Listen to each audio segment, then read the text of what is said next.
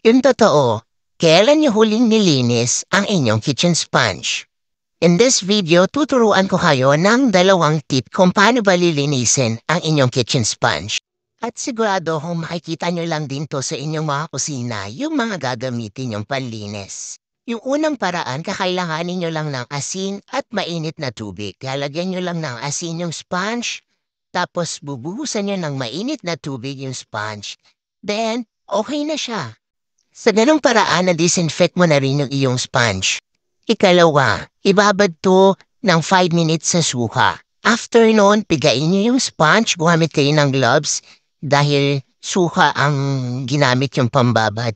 Tapos, buhusan nyo rin ito ng mainit na tubig. Then, after nun, okay na siya, na-disinfect nyo na yung inyong sponge. Ikaw, paano mo nililinis ang inyong kitchen sponge? Comment down below and follow for more tips.